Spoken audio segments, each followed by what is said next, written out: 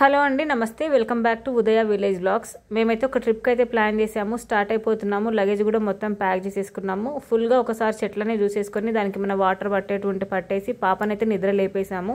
దానికి కొంచెం ఫుడ్ పెట్టేసి ఇక ఆ లోపు క్యాబ్ అయితే వచ్చేసింది. క్యాబ్లోకి మా లగేజ్ అంతా షిఫ్ట్ చేసేసి ఇక స్టార్ట్ అయిపోయాము. నేను, అక్క, శ్యామ్, బావ, బుడ్డది కలిసి స్టార్ట్ అయిపోయాము. మాకు స్టాప్ వచ్చేసి గచ్చిబౌలి స్టాప్. మాకు రావాల్సిన బస్సు వచ్చేసి 6:40కి ఉంది. మేము వచ్చేసి 6 o'clock లోపు అక్కడ రీచ్ అయిపోయాము. అక్కడ అసలు నించోడానికి ప్లేసే లేదు. ఒక 40 minutes చాలా ఇబ్బంది పడ్డాము.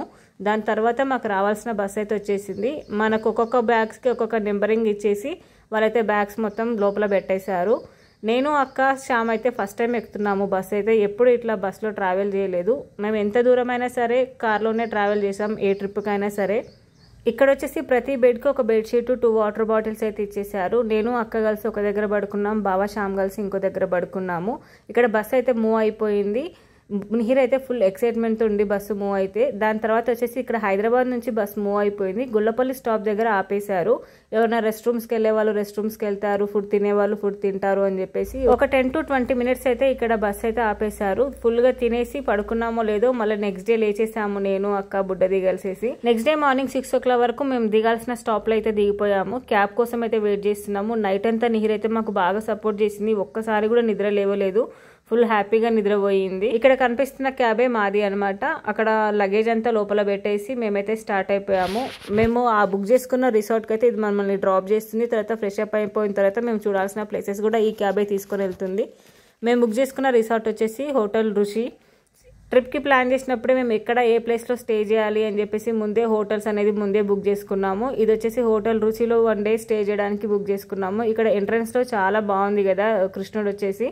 మేము బుక్ చేసుకున్న రూమ్కి అయితే తీసుకొని వెళ్ళిపోతున్నారు. ఇక్కడికి వెళ్ళేసి ఫ్రెష్ అప్ అయిపోయి మళ్ళీ మనం ఒక 1 hour 2 hours రెస్ట్ తీసుకొని మళ్ళీ మన ట్రిప్కి అయితే వెళ్ళిపోవాలి. మేము రూమ్స్ వచ్చేసి 2 rooms బుక్ చేసుకున్నాము. అవి క్లీన్ చేయిస్తున్నామని చెప్పి ఆలోపు ఇక్కడ వెయిట్ చేయమని చెప్పేసి చెప్పేశారు. ఈ రిసార్ట్లో రూమ్స్ అయితే చాలా చాలా బాగున్నాయి. బాల్కనీ వ్యూ కానీ ఈ రిసార్ట్ కానీ చాలా ప్లెజెంట్గా చాలా హాయిగా అనిపించింది. ఇది వచ్చేసి బాల్కనీ వ్యూ. ఇదంతా మా రూమ్. 3 beds అయితే ఇచ్చారు. ఆలోపు ఎవరైనా ఫ్రెష్ అప్ అయిపోదని ఫ్రెష్ అప్ అయిపోయాము. అందరు హోటల్స్ లాగానే పిల్లలకి స్నాక్స్ కానీ బిస్కెట్స్ కానీ water bottles, tea, coffee and conditioner, shampoo, soap. ఇక్కడ ఒక చిన్న ఫ్రిడ్జ్ ఇచ్చారు. అందులో కొన్ని బాటిల్స్ కూడా ఉన్నాయి. ఇవైతే అసలు టచ్ చేయలేదు. తెలియక అక్కడ బిస్కెట్స్ అవన్నీ ప్యాకెట్స్ మా నిహిర తినేసింది. వెళ్ళేటప్పుడు వాటికి కూడా బిల్ వేసుకున్నారులేండి. ఆలోపు ఇంకా ఫ్రెష్ అప్ అయిపోదామని చెప్పేసి ఒక్కొక్కరం అయితే ఫ్రెష్ అప్ అయిపోతున్నాం. నేను ఫ్రెష్ అప్ అయ్యాను, శ్యామ్ కూడా రెడీ అయ్యి వచ్చేసాడు. ఏ హోటల్లో అయినా సరే మనకు బ్రేక్ఫాస్ట్ అనేది అన్లిమిటెడ్ ఉంటుంది. ఇక్కడ ఫుల్గా అన్లిమిటెడ్ బ్రేక్ఫాస్ట్ అయితే కుమ్మేసాము. దాని తర్వాత వచ్చేసి ఇంకా మనం స్టార్ట్ అయిపోయాము అనమాట. ఇక్కడ వచ్చేసి నియర్ బై ఒక జూ పార్క్ ఉందనేసి డ్రైవర్ చెప్పాడు. ఫస్ట్ ఆ జూ పార్క్ చూసుకొని మిగతా ప్లేసెస్ చూద్దామని అయితే స్టార్ట్ అయిపోయాము. ఇక్కడ ఎంట్రెన్స్ ఇది అనుకున్నాము, కానీ దానికి ఆపోజిట్లో ఎంట్రెన్స్ ఇచ్చాడు. టికెట్ ప్రైస్ అంత గుర్తులేదు, బట్ చాలా తక్కువ ప్రైజే ఉండింది. లోపలికి వెళ్ళడానికి మాత్రం కొంచెం నడవాల్సి వచ్చింది. అంతమంది జనాలను చూసే వరకు నిహిర కూడా ఫుల్ హ్యాపీగా ఫుల్ ఎక్సైట్మెంట్తో ఫుల్ నడిచేసింది. ఇంతకీ దీని పేరు చెప్పలేదు కదా. ఇది వచ్చేసి చమారాజేంద్ర జువలాజికల్ గార్డెన్.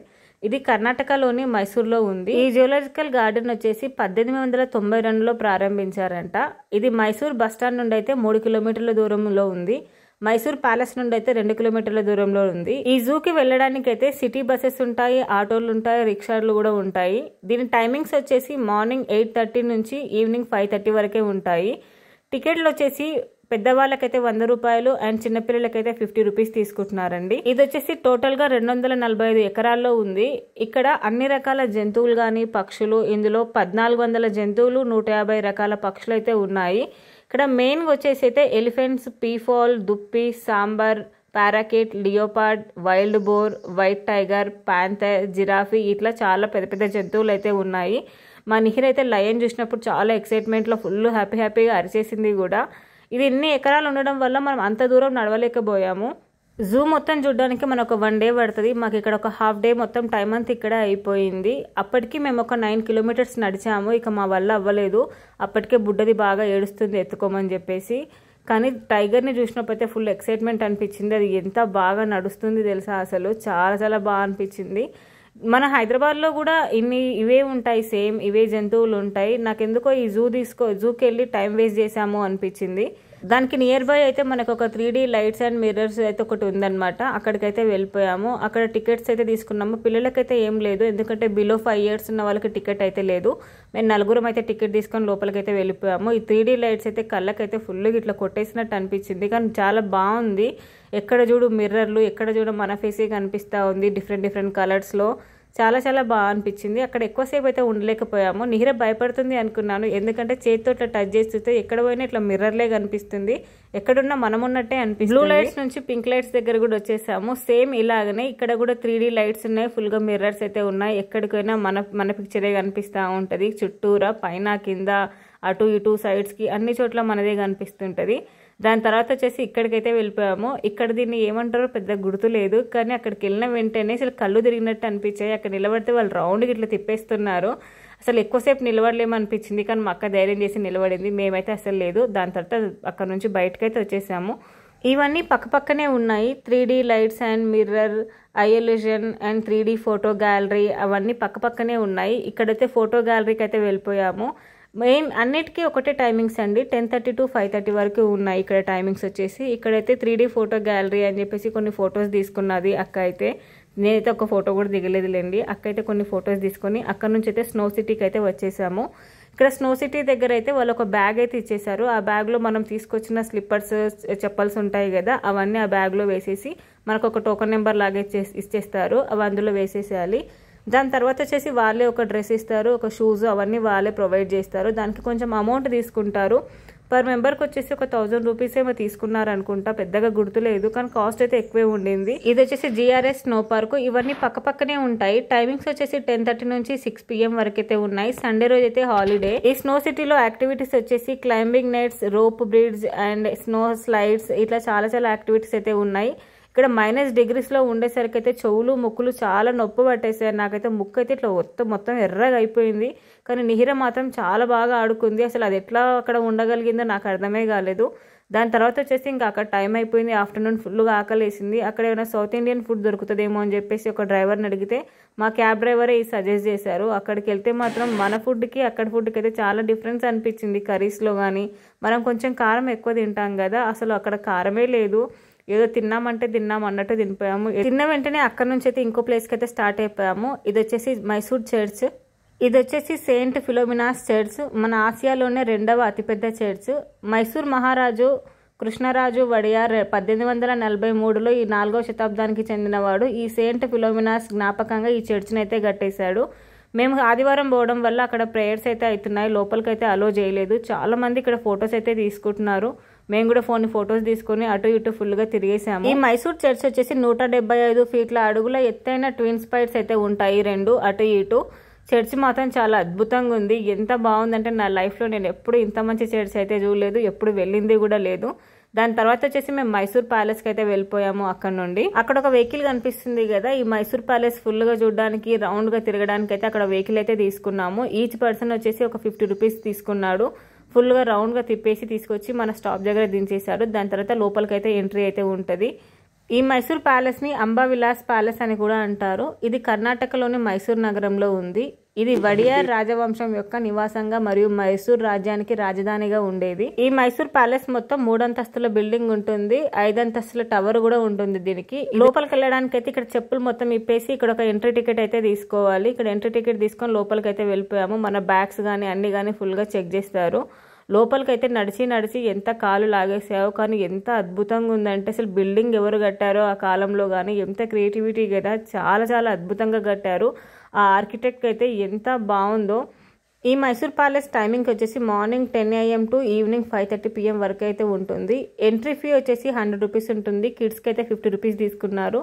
ఒక్కసారి ప్యాలెస్ చూడండి ఎంత అద్భుతంగా ఉందో. అసలు ఈవినింగ్ టైం వెళ్ళాం, ఫుల్గా లైట్స్ వేసారు, కళ్ళకైతే అద్భుతంగా అంటే అద్భుతంగా కనిపించింది, చాలా బాగుంది. ఈ మైసూర్ ప్యాలెస్ వచ్చేసి 1897 నుండి 1912 మధ్యలో అయితే బిల్డింగ్ కట్టారని చేసి అక్కడైతే ఒక బోర్డులో రాసిపెట్టి అయితే ఉంది. దీని ఆర్కిటెక్చర్ వచ్చేసి ఇండో సార్సనిక్ లా ఉంది. ఇక్కడ ఫుల్గా వాళ్ళ వంశస్థుల ఫొటోస్ కానీ ఆ యువరాణి ఫొటోస్ కానీ అట్లయితే ఫుల్గా ఉన్నాయి. వాళ్ళు వాడిన ఐటమ్స్ కానీ మనకి ఇది మొత్తం ఒక టూరిస్ట్ ప్లేస్ లాగా పెట్టారు, మ్యూజియం లాగా పెట్టారు కాబట్టి వాళ్ళ వాళ్ళు ఆ కాలంలో యూజ్ చేసిన వస్తువులన్నీ అక్కడైతే పెట్టేశారు. ఫుల్ సిల్వర్ ఐటమ్స్ కానీ గోల్డ్ ఐటమ్స్ కానీ అన్ని ఐటమ్స్ ఉన్నాయి అక్కడ మనం చూడడానికైతే. ఇక్కడైతే ఎంత బాగుందో.